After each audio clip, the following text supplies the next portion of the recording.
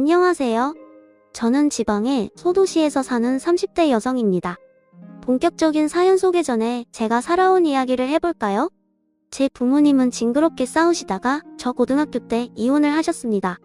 제 기억을 더듬어 보면 처음부터 부모님 사이가 좋지 않았던 것은 아니었어요.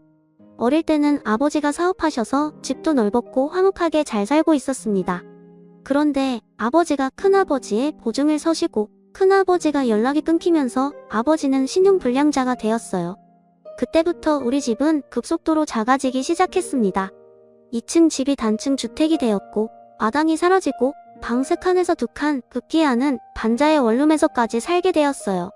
그렇게 집이 망함과 동시에 살아갈 희망조차 잃은 아버지는 점점 술에 의존하시며 도박까지 하게 되었고 결국 두 분은 이혼하시게 되었습니다. 그 뒤로 저는 엄마와 함께 살게 되었어요. 엄마는 예전에 요양보호사와 사회복지사 자격증을 취득하셔서 어렵지 않게 요양원에 취업할 수 있었습니다. 부모님의 이혼 후 아버지를 다시 뵌 장소는 장례식장이었어요. 처음에 이혼하면서 아버지는 친척들에게 가서 도움을 받는다고 했지만 그 친척들은 다들 아버지를 반기지 않았고 결국 아버지는 찜질방과 모텔을 전전하며 사셨다고 합니다. 아버지는 여전히 술을 매일 드셨고 술을 드시고 찜질방에서 주무시다가 심장마비로 돌아가셨어요. 아버지의 장례식장에는 친할머니와 고모가 계셨는데 저와 함께 온 엄마를 발견하시고는 지가 남편 죽여놓고 무슨 나 짝으로 왔냐며 화를 내셨습니다. 엄마가 그들에게 당하고 있는 모습을 보고 있자니 화가 너무 나서 제가 큰아버지 때문에 이렇게 된 것이지 이게 왜 엄마 때문이냐고 소리를 질렀어요. 고모는 어린 게 대든다고 하며 저를 밀었고 그 모습을 본 엄마는 또 화가 나서 아버지의 영정사진 앞에서 대판 싸웠습니다. 이게 아버지와 아버지 친척들의 마지막 모습이었어요. 그 뒤로 저는 고등학교를 졸업하고 바로 회사에 취업했습니다. 집안 형편도 넉넉지 않았고 제가 원래 공부를 잘했던 것은 아니라서 대학교를 다니며 쓸데없이 돈 낭비를 하느니 빨리 회사에서 돈을 버는 게 더 낫다고 생각했어요. 그래서 집 근처에 어지간한 회사에 다 이력서를 넣었고 그 결과 중소기업의 격리로 입사를 하게 되었습니다. 그곳에서 4년 정도 일하며 이것저것 자격증을 땄고 나이는 어려도 성실히 일한 경력과 자격증으로 꽤 좋은 중견기업의 경력직으로 이직을 하게 되었어요. 수도권이라면 어려웠겠지만 제가 사는 곳은 지방의 작은 도시라 젊은 사람들이 많이 없었고 그래서 더 쉽게 이직에 성공할 수 있었던 것 같습니다. 저는 20살 때부터 8년간 열심히 일하며 돈을 모았지만 내 수중에 있는 돈은 8천만 원이 전부였어요. 그렇게 열심히 일했는데 이것밖에 못 모인 것을 보니 답답하더라고요. 저의 쥐꼬리만한 월급 모아서는 행복하게 살 수 없겠다고 그런데 혼자 하자니 너무 어렵고 막막하더라고요. 그래서 이것저것 찾아보다가 이 지역에 재테크 동호회가 있다는 것을 발견하고 바로 가입했습니다. 그곳은 직장인이 퇴근 후 할 수 있는 부업이나 주식, 코인 등의 재테크에 대한 정보를 교류하는 모임이었어요. 거기서 같이 재테크를 공부하면 저도 재테크에 대한 지식을 얻을 수 있을 것으로 생각했습니다. 이 동호회에는 규칙이 하나 있었는데 여기서는 서로의 이름과 나이 말고는 직장이나 연소득 같은 것은 아예 공개하지 않는 것이에요. 그냥 순수히 재테크 과정과 결과만을 공유해야만 했습니다. 동호회에는 회장, 부회장, 총무가 있었는데 그중 총무를 맡고 계신 분이 투자나 재테크, 부업에 대한 지식이 가장 많아 보였어요. 나이는 저보다 3살이 많았고 그의 이름은 임윤호였습니다. 저는 재테크나 투자에 대해서 아무것도 모르기에 윤호 씨에게 많이 배웠고 윤호 씨가 알려줘서 안전한 회사의 장기 주식 투자는 물론 퇴근 후 부업도 하기 시작했어요. 윤호 씨의 추천대로 하니 월급만큼은 아니지만 적지 않은 여유돈이 생기게 되었습니다. 저는 윤호 씨에게 너무 고마워서 밥을 사겠다고 했어요. 밥을 먹으며 더 친해진 우리는 따로 연락도 주고받는 사이가 되었고 결국 연인까지 되었습니다. 연인이 된 후 알았는데 윤호 씨는 공무원으로 일하고 있었어요. 우리는 점점 더 서로에 대한 마음이 깊어졌고 나이도 있으니 결혼에 대해 진지하게 고민을 하게 되었습니다. 저는 우리의 사이가 더 깊어지기 전에 우리 집 이야기를 해야겠다고 생각했어요. 아버지가 빚보증 선거부터 아버지는 돌아가시고 엄마와 산다는 이야기까지 했더니 윤호 씨는 고생 많았겠다고 하며 자신의 집안 이야기를 시작했습니다. 윤호 씨 역시 아버지의 빚보증 때문에 집안이 망했었다고 해요.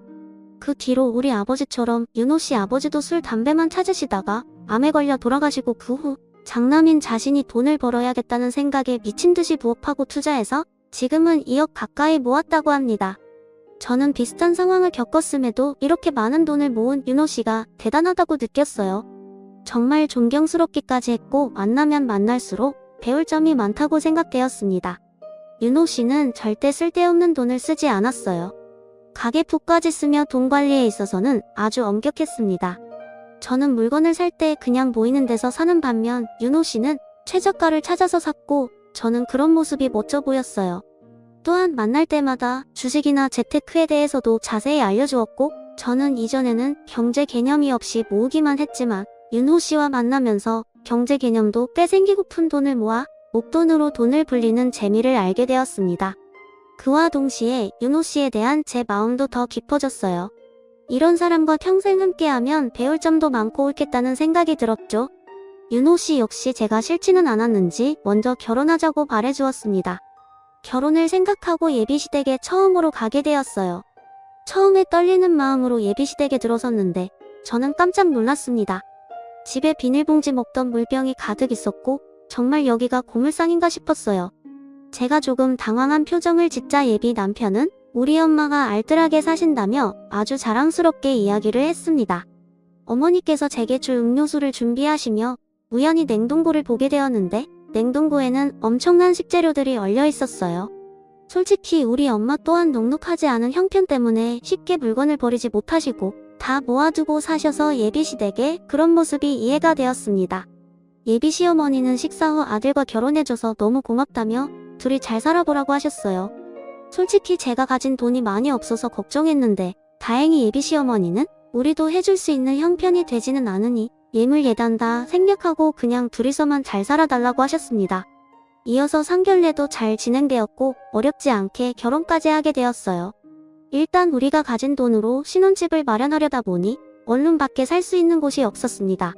어차피 아기가 있는 것도 아니고 우리 둘만 있으니 원룸도 나쁘지 않겠다 싶어서 원룸에서 신혼을 시작했어요. 결혼 후에도 저는 여전히 회사에서 근무하고 있었습니다. 어느 정도 집안이 정리되고 결혼 후 둘이서 함께 처음으로 만난 주말이 되었어요. 남편은 저에게 이제 우리가 부부가 되었으니 경제 지식이 더 많은 자신이 직접 제 월급과 모은 돈 관리를 하겠다고 했습니다. 어차피 부부는 같이 생활을 하는 것이고 제 돈이 남편 돈이고 남편 돈이 제 돈이라는 생각에 알겠다고 했어요. 남편은 이어서 앞으로 경제 지출을 어떻게 할지에 대해서 이야기를 했습니다. 공과금, 식비, 생활비 같은 것들은 남편이 가계부를 쓰고 함께 공유하기로 했어요. 그리고 양가 어머니에 대한 용돈은 매달 똑같이 들이대 각 가정에서 나가는 경조사 비용은 그때그때 상황에 따라 정하기로 했습니다. 이렇게 저는 모든 경제권을 남편에게 넘기고 남편의 카드로 생활했어요. 또한 퇴근 후에는 같이 부업을 하며 시간을 보냈습니다. 그렇게 우리는 악착같이 돈을 모으고 절약하고 이렇게 생긴 돈으로 안정적인 회사에 주식 투자를 하거나 저축했어요. 그리고 2년 후 우리는 돈을 불려서 방 2칸짜리 아파트로 이사를 했습니다. 구축이기는 했지만 내부는 인테리어가 다 된 집이라 아주 깔끔했어요. 여전히 저는 남편의 카드로 생활하고 있었고 가끔 예상치 못한 큰돈이 지출되면 남편이 뭐라고 하기는 했지만 그래도 상황을 이야기하면 남편도 수긍하고 넘어갔습니다. 그러던 어느 봄날 며칠째 건조주의보가 발령될 정도로 매우 건조한 날씨가 이어졌어요. 당시 우리 시댁은 산 바로 밑에 집에서 살고 있었는데 시댁 바로 뒤에 산에서 화재가 발생했습니다. 금세 잡힐 줄 알았던 산불은 점점 더 커졌고 위험하다고 느낀 시어머니는 안내방송에 따라 귀금속과 중요한 것만 챙겨서 대피해야 하는 상황이었어요. 그래서 시어머니는 우리 집으로 대피를 했습니다. 다행히 시댁 바로 옆에서 불길이 잡히기는 했지만 시댁 창고가 불이 탔어요. 시어머니가 물건을 절대 버리지 못하는 성격이라 집에 물건이 쌓여 있어서 창고를 하나 만들었습니다. 이 창고에는 박물관에서나 불법한 아주 많이 오래된 물건부터 흔히 쓰는 플라스틱 물병까지 온갖 잡동사니가 한가득 있었어요. 그런데 이곳이 타버린 것입니다. 시어머니는 너무 속상해했지만 저는 그래도 창고만 타서 다행이라고 생각했어요. 솔직히 창고에 이것저것 물건은 많지만 제가 보기에는 그냥 쓰레기 같아 보였거든요. 어쨌든 완전히 불길이 잡힌 후 시댁에 가보니 불을 잡는다고 시댁을 향해 물을 뿌리는 바람에 집이 엉망이었습니다. 저는 남편에게 집이 정리될 때까지 우리 집에서 함께 있자고 했어요. 그 뒤로 우리가 회사에 출근해 있는 오전 오후에는 시어머니와 동네 사람들이 집을 정리하고 저녁에는 저와 남편이 조금이라도 집 정리를 도와드리기로 했습니다. 이렇게 저는 당분간 시어머니와 함께 살기 시작했어요. 시어머니는 정말 하나부터 열까지 뭐 하나 버리는 것이 없었습니다. 시어머니가 집에 온 뒤로 냉장고에는 음식물 쓰레기인지 뭔지 모를 것들이 한가득 있었어요. 필요 없는 것 같아 제가 버리려고 하면 나중에 다 먹는다며 절대 못 버리게 하셨습니다. 그러나 그 음식은 일주일 후에도 그대로 있고 결국 신내가 나거나 상해서 음식을 버려야만 했어요. 하루는 시어머니가 밖에서 플라스틱 생수병을 하나 들고 왔고 저는 당연히 쓰레기라고 생각해서 버렸습니다. 그런데 버리고 나서 시어머니가 생수병을 찾으시는 거예요. 저는 당연히 쓰레기인 줄 알고 버렸다고 말씀드렸습니다. 그걸 버리면 어떡하니? 너는 참 애가 아낄 줄도 모르고. 내가 지난 한 달간 내가 살림하는 것을 보니까 아주 펑펑 쓰고 살더라. 양치할 때도 왜 쓸데없이 물을 버리니? 그리고 집에서 샤워할 거면 빨리 해야지. 10분씩이나 샤워하는 게 말이 돼? 게다가 뜨거운 물로 말이야. 이제는 봄이니까 찬물로 그냥 샤워해도 되잖아. 내가 가르쳐야 될 것이 너무 많다. 앞으로 내가 너 옆에서 살림을 가르쳐야겠다. 그래 좀 배워. 나보다 엄마가 더 많이 아끼시고 사시니까 엄마한테 아껴서 살림하는 법 좀 배워. 가만 보면 너는 정말 막 쓰고 살아. 땅을 파서 돈이 나오는 것도 아닌데 말이야. 시어머니와 남편은 같이 저에게 낭비하며 산다고 구박을 해댔습니다. 시어머니는 저의 씀씀이가 해프다고 걱정하며 한 달 만에 시댁이 다 정리되었음에도 우리 집에서 계속 사셨어요. 그러면서 제 생활 하나하나를 지적했습니다. 씻을 때도 정확히 5분이 지나면 빨리 나오라고 불과 보일러를 꺼버렸어요.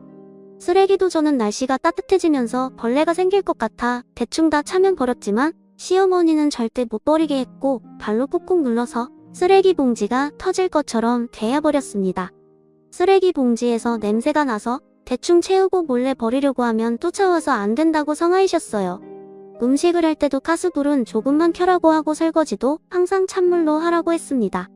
남편은 옆에서 말리기는커녕 엄마한테 생활의 지혜를 배우라며 더 난리였어요. 그나마 제가 회사 다니고 있어서 시어머니와 마주치는 시간이 저녁뿐이라 다행이긴 했네요.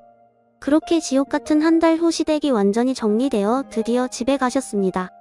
시어머니가 집에 가자마자 저는 냉장고와 냉동고에 있던 정체 모를 음식들을 다 정리했어요. 남편은 이걸 아깝게 다 왜 버리냐고 했지만 음식들이 다 상하고 냄새 나는 것을 보고 빨리 버리라고 했습니다.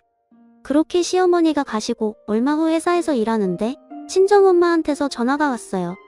지붕에서 물이 조금씩 새서 장마가 오기 전에 지붕 공사를 해야 하는데 공사 기간인 2주일 정도만 우리 집에서 살아도 되냐고 물어보셨어요. 저는 당연히 엄마를 집에 모시고 싶었지만 집에 저만 사는 것이 아니기에 일단 남편에게 물었습니다. 그런데 남편이 생각 좀 해보고 집에 가서 이야기해보자고 했어요. 평생 같이 살자는 것도 아니고 고작 2주일인데 생각까지 하고 이야기할 필요가 있나 싶은 생각에 조금 서운했습니다. 만약 반대의 상황이라면 저는 일말의 고민도 없이 당연히 집에서 머무시라고 할 것이에요. 물론 불편하기는 하겠지만 그래도 당연히 그리해야 된다고 생각을 가졌는데 남편은 아닌가 하는 생각이 들었습니다. 그날 퇴근 후 저는 남편에게 엄마 집이 공사할 동안 우리 집에 계시는 것에 대해 다시 물었어요. 안 그래도 회사에서 생각해봤는데 장모님이 우리 집에 계시려면 생활비를 조금 받아야 할 것 같아. 2주일이긴 하지만 그래도 우리 집에서 먹고 주무시고 씻으시잖아. 생활비라니? 엄마도 출근하셔서 그래봤자 저녁 때일 뿐인데 무슨 생활비씩이나 받아? 그렇게 따지면 어머님도 한 달 넘게 계셨는데 그때도 생활비 받아야 공평한 거 아니야? 우리 엄마는 화재로 도무지 살 수 있는 형편이 되지 않아서 우리 집에 어쩔 수 없이 오신 거고 장모님은 그럴 정도는 아니잖아. 그 집에서 계실 수는 있는데 단지 먼지가 날린다는 이유로 우리 집에 오시겠다는 거 아니야? 그럼 장모님 때문에 너는 몰라도 나는 불편한 그런 걸 감수해야 하니 당연히 생활비는 받아야지. 그리고 어머니가 물론 저녁 때만 계시기는 하지만 매일 적어도 2번은 씻으실 테고 씻는 동안 사용될 수도세, 가스비도 당연히 받아야 하는 거 아니야? 사실 우리는 그동안 친정과 시댁이 다 집에서 20분 거리라 친정이나 시댁에서 잠을 자본 적도 없었고 우리 집에서 시어머니나 엄마가 주무신 적도 없었습니다. 다들 집이 코앞인데 왜 굳이 남의 집에서 자느냐고 하시며 명절에도 요리할 때만 모이고 집은 각자 집에서 편하게 잤어요. 그런데 결혼 후 처음으로 엄마가 우리 집에서 주무시겠다는데 가습이며 수도세를 받아야 한다는 남편의 말이 너무 황당했습니다. 제가 남편에게 더 따지려던 찰나 엄마한테 전화가 왔어요. 엄마가 근무하시는 요양원 근처에 살고 계시는 이모 집에서 봉사할 동안 계시기로 했답니다. 아무래도 거기가 더 가깝기도 하고 마음도 편할 것 같다면서요. 그래서 다행히 이 문제는 일단락되기는 했지만 남편에게 너무 서운했습니다. 그날 이후로 저와 남편은 왠지 모르게 어색해지고 서먹해졌어요. 그렇게 서먹하게 지내다가 제 생일이 왔습니다. 우리는 아직 마음의 앙금이 풀어진 상태가 아니라 그냥 제 생일도 조용히 지나가려 했어요. 그런데 퇴근하고 오니 남편이 케이크와 제가 평소에 좋아하는 음식을 포장해 왔더라고요. 같이 음식을 먹으며 남편이 하는 말이 저번에 장모님이 우리 집에서 지낸다고 했을 때 그리 말한 거 미안하다고 했습니다. 그날 이후로 제가 계속 화나 보여서 답답한 마음에 친구들에게 말했다가 욕을 엄청 먹었다고 해요. 이혼 안 당한 게 다행이라는 소리까지 들었다고 합니다. 2번 다시는 이런 일 없게 하겠다고 하며 미안하다고 다시 한번 사과했고 저 역시 남편의 진심 어린 사과에 서운했던 마음이 눈 녹듯 사라졌습니다. 그리고 한 달 후 몸이 이상해서 임신 테스트를 해보니 2줄이 떴어요. 제게 아기가 생겼습니다. 사실 우리는 돈을 좀 더 모으고 아기를 가지려고 했는데 생각보다 일찍 생긴 아기에 조금 당황했어요. 그래도 저도 남편도 우리 2세가 생긴 것이 너무 행복했습니다. 그런데 대부분 아기가 처음 생기면 좋은 옷과 신발을 새 것으로 사주잖아요. 남편은 생각이 달랐습니다. 어차피 아기가 금방 크기 때문에 좋은 옷을 사줘봤자 얼마 입지 못한다고 하며 여기저기서 중고로 옷을 엄청 받아왔어요. 아직 태어나지도 않았고 성별조차도 모르는데 집에 베넷 저고리부터 초등학생이 입을 만한 옷까지 엄청 많았습니다. 그런다고 옷이 좋은 것도 아니었어요. 물론 한두 개는 브랜드 옷도 있었지만 대부분은 누래지고 허름한 옷이었습니다. 제가 남편에게 우리 아기에게 어떻게 이 옷을 입히냐고 하니 집에서만 입히는데 뭐가 문제냐고 했어요. 또한 아기를 키우는데 꼭 필요한 것은 아니지만 있으면 좋은 유모차, 아기띠 같은 물건들은 다 중고거래나 아는 사람이 쓰던 것을 받아왔습니다. 이렇게 여기저기서 받아오니 집이 창고 같아졌어요. 이미 아이를 키우고 있는 친한 언니들은 남편 말이 틀린 것은 아니라며 알뜰살뜰해서 참 좋다고 했지만 저는 너무 스트레스였습니다. 그러다가 제가 입덧이 시작되었어요. 밥 냄새, 김치 냄새만 맡아도 속이 너무 안 좋았고 음식 생각만 해도 속이 울렁거려 일상생활이 거의 불가했습니다. 게다가 병원에서는 유산의 위험이 있다고 하며 집에서 절대 안정을 취하라고 했어요. 심한 입덧에 유산의 위험으로 저는 오래 다니던 회사를 어쩔 수 없이 관두게 되었습니다. 그렇게 집에서 입덧으로 고생을 하고 있었는데 친정엄마가 저를 임신했을 때 김밥만 먹었다며 혹시 모르니 김밥을 먹어보라고 사다 주셨어요. 저는 당연히 못 먹을 것으로 생각했지만 신기하게 김밥은 또 잘 먹히더라고요. 한동안 계속 먹지 못하다가 김밥이라도 먹으니 살 것 같았습니다. 다음날 집에 있다가 김밥을 남편 카드로 주문했어요. 남편이 집에 있는데 카드를 왜 썼냐고 짜증 섞인 목소리로 전화를 했길래 김밥이 먹고 싶어서 주문했다고 했습니다. 남편은 집 있으면서 무슨 김밥을 시켜 먹냐며 그럴 바엔 그냥 밥을 먹으라고 했어요.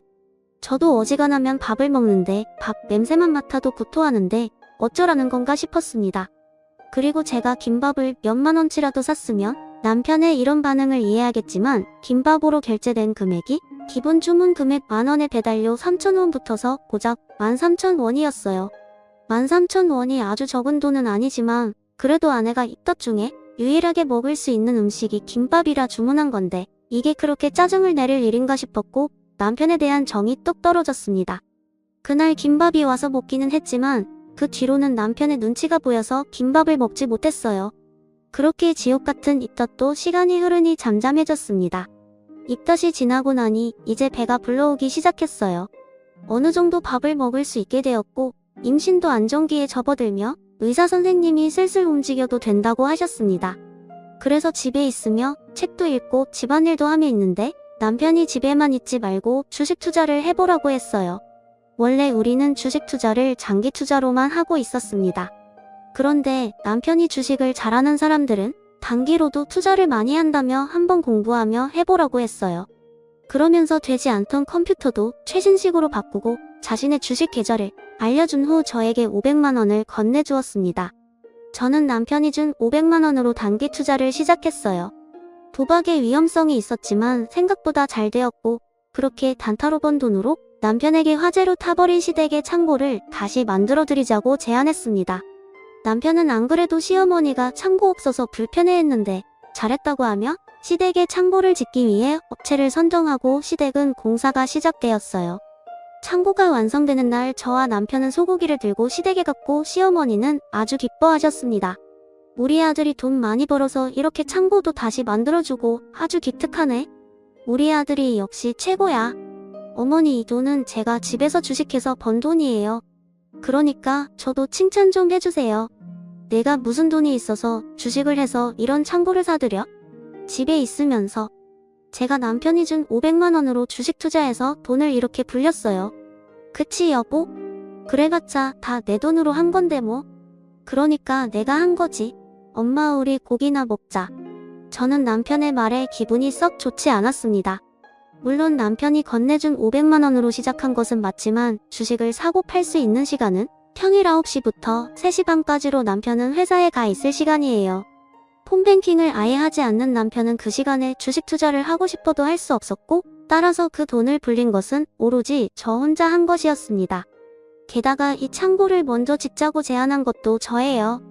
그런데 그런 저에게는 최소한 그동안 수고했다, 고맙다는 긍정적인 말은커녕 오로지 남편만 챙기는 시어머니와 이 모든 것이 다 자기 돈으로 했다는 식으로 말하는 남편이 너무 싫었습니다. 그날 먹은 고기는 기분 탓인지 정말 고무 같았어요. 남편과 시어머니는 고기가 엄청 맛있다며 고기와 함께 술을 먹었고 남편은 시댁에서 술 먹다 잠이 들었습니다. 남편은 만취해서 누워있고 저는 옆에 있는데 남편의 핸드폰에서 자꾸 무슨 알람이 울리더라고요. 뭔가 하고 보니 남편이 코인을 하고 있었습니다.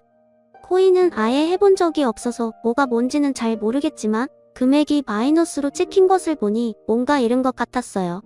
그런데 처음에 투자한 금액이 꽤 컸습니다. 저와 결혼 전에 모았던 돈 2억을 다 코인에 투자하고 있었던 것이에요. 어차피 자신의 돈이니 제가 뭐라고 할 것은 없었지만 문제는 그 코인이 폭락하고 대부분 잃고 있었습니다. 이렇게 큰 돈이면 차라리 다른 일에 쓰지 혼자서 쓰다가 돈은 다 날렸다는 것에 너무 속상했어요.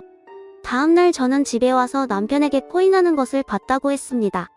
남편은 왜 그걸 몰래 봤냐고 난리쳤고 저는 남편에게 부부인데 코인에 투자한 사실도 같이 공유해야 하는 것 아니냐고 했어요.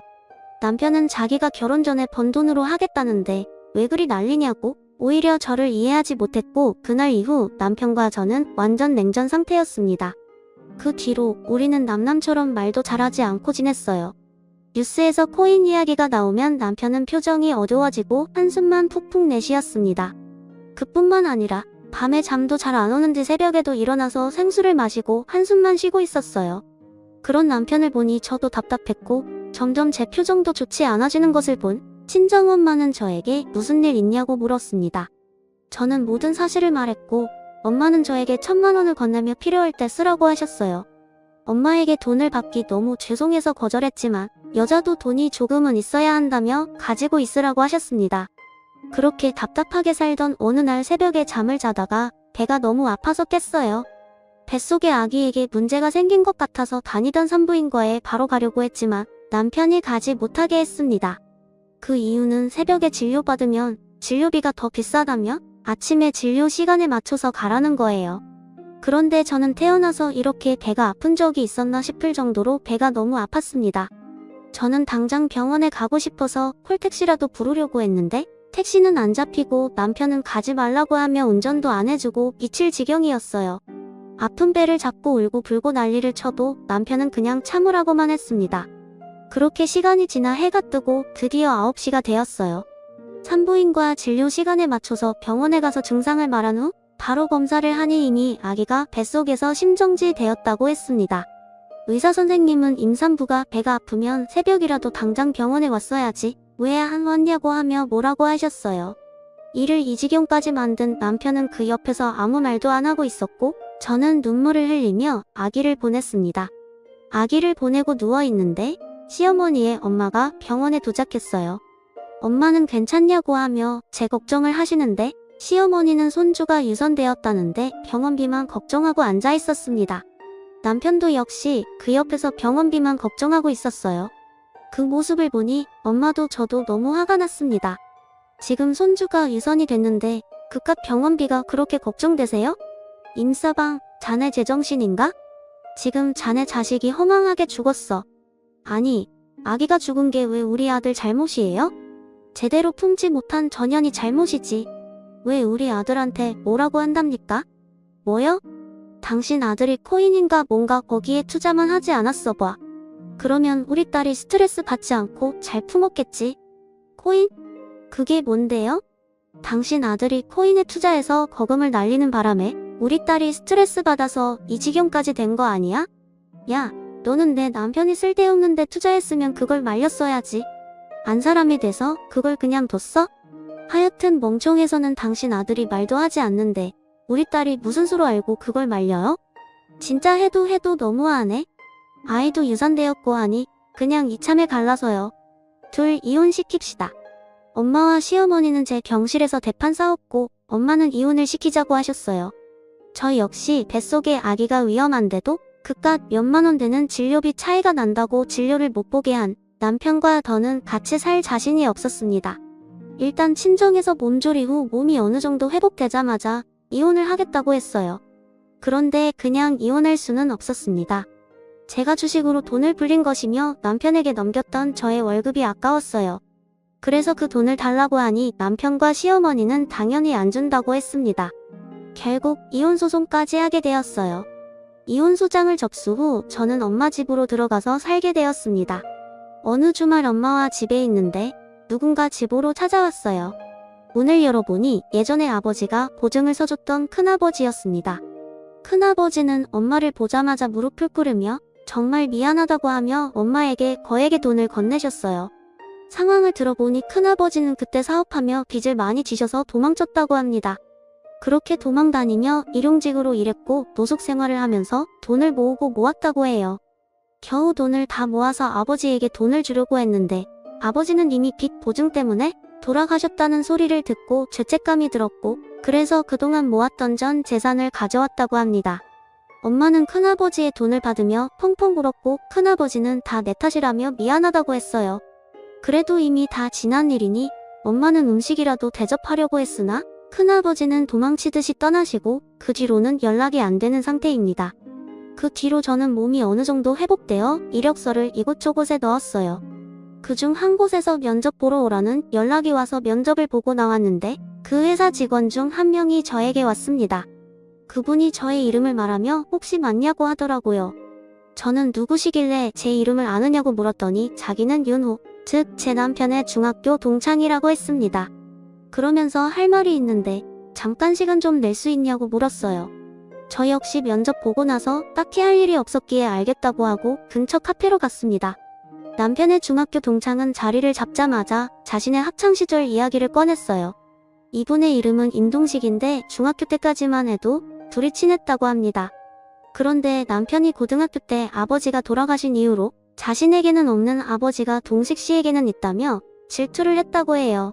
처음에는 단순히 아버지를 잃은 아픔에 그런 거겠지 했는데 그도가 점점 심해져서 학교에 동식 씨에 대한 이상한 소문을 퍼뜨리고 다녔다고 합니다.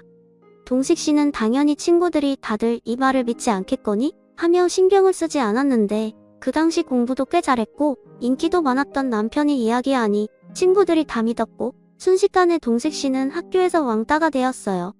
동식 씨는 남편에게 제발 이 소문이 사실이 아니라고 말해달라고 했지만 남편은 거액의 돈을 가져오면 소문이 거짓이라고 말하겠다고 했답니다. 그런데 동식 씨는 잘 사는 집이 아니라서 그런 돈이 없었고 결국 이상한 소문은 사실처럼 되어버렸어요. 동식 씨는 친구들의 괴롭힘을 당하기 시작해서 전학까지 갔지만 남편은 전학 간 학교 앞까지 찾아와서 괴롭게 했고 결국 동식 씨는 자퇴했습니다. 그리고 검정고시를 봐서 고등학교 졸업장을 따고 대학교까지 다녀서 이 회사를 왔다고 해요.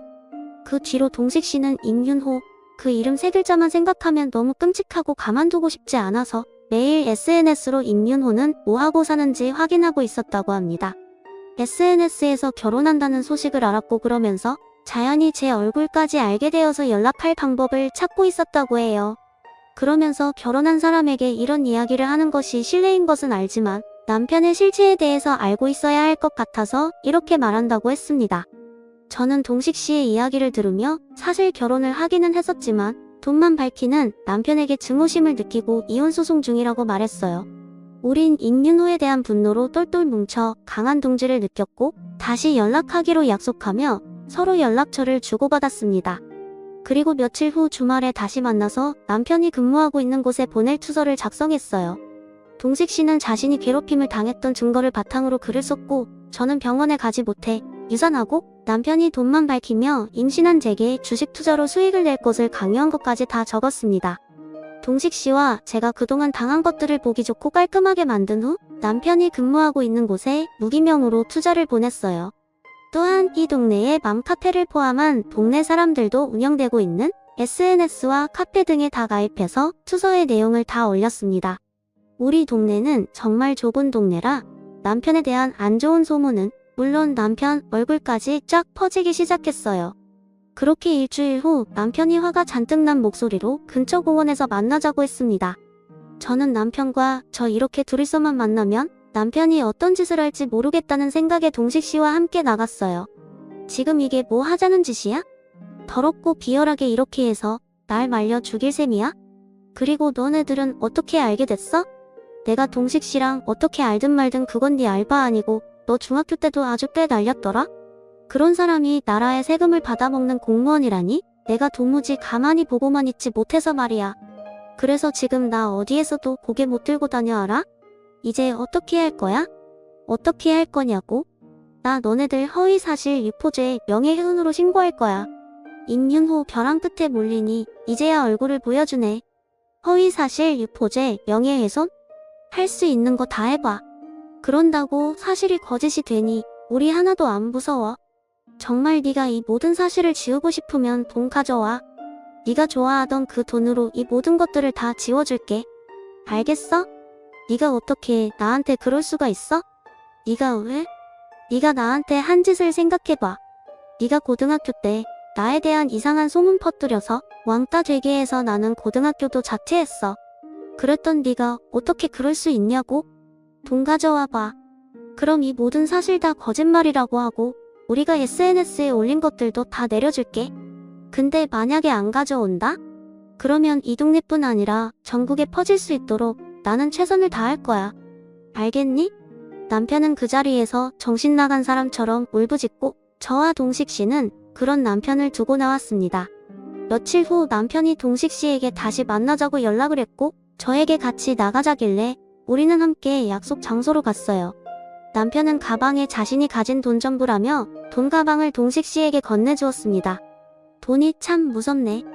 그래서 네가 고등학교 때도 뭐만 하면 돈을 가져오라고 했나 보다. 이 돈은 내가 아주 좋은 곳에 잘 쓰도록 할게. 이제 나 정말 거지 됐어. 이 돈이 내 전 재산이야. 그러니까 이 동식 너는 이제 이 돈 가지고 꺼지고 아린이 너는 이제 이혼소송 취하해줘. 그냥 같이 살자. 제정신이니? 내가 왜 너랑 같이 살아? 너의 그 돈 욕심 때문에 우리 아이도 잃어버린 거 생각 안 나? 나 죽어도 너랑 같이 안 살 거야. 이혼소송은 그대로 진행할 테니까 그런 줄 알아. 남편은 돈에 미쳐서 살았지만 결국 그 돈 때문에 망하게 되었습니다. 우리는 약속대로 SNS와 카페에 올렸던 글을 다 내리기는 했으나 그래도 여전히 남편은 손가락질 받으며 살고 있어요.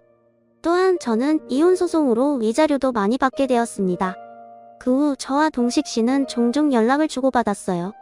우리는 서로의 아픔을 위로해주며 마음이 깊어져 연인 사이까지 되고 결혼까지 약속했습니다. 동식 씨의 집으로 처음 인사드리러 간 날 저는 아무래도 결혼도 했고 유산한 적도 있어서 저를 싫어하실 것으로 생각했지만 다행히 시부모님은 저를 너무나 반기셨어요. 오히려 임윤호 그 싹수 없는 새끼랑 사느라 정말 고생했다고 하시며 저를 위로해주셨고 신혼집도 그냥 해주신다고 하며 얼른 상견례날이나 잡으라고 하셨어요. 그리고 상견례날 친정엄마와 시댁 식구들이 다 모여있는데 어찌 알았는지 전 시어머니가 그 자리에 오셨더라고요. 이 인연이 우리 아들은 매장을 시켜놓고 자기는 좋은 남자 만나서 감히 결혼을 하려 그래? 어디 내가 결혼하게 그냥 둘 것 같아? 오늘 너 죽고나 죽자. 전 시어머니는 저를 보자마자 제 머리를 다 쥐어뜯을 기세로 달려오셨습니다.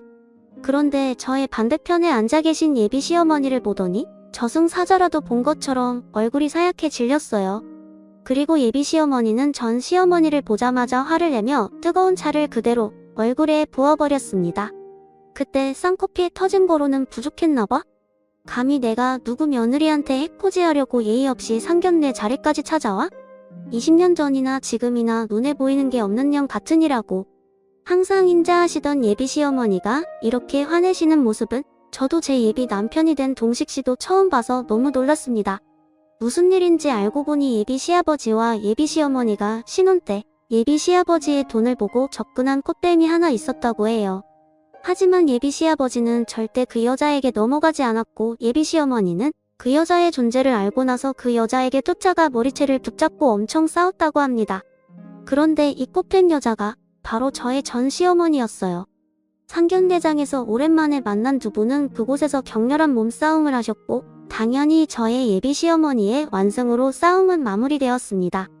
죽을 때까지 잊지 못할 상견례 후 초고속으로 결혼식까지 하고 지금 저는 동식 씨와 부부의 연을 맺었어요. 그러다가 지난주에 아주 많이 웃긴 일이 하나 있었습니다. 저희가 저녁에 출출해서 야식으로 치킨을 시켰는데 배달원으로 온 사람이 바로 저의 전남편 임윤호였어요. 제가 갑자기 웬 배달이냐고 하니 저와 이혼 후에 소문이 퍼지면서 파면당하고 코인으로 전 재산 다 날리고 폐가 망신했다고 합니다. 그래도 입에 풀칠은 하고 살아야 하니 오토바이 타고 배달원으로 일하고 있다고 해요. 전 남편은 저와 남편의 얼굴을 보고 쪽팔렸는지 고개를 숙이고 도망가 버렸습니다.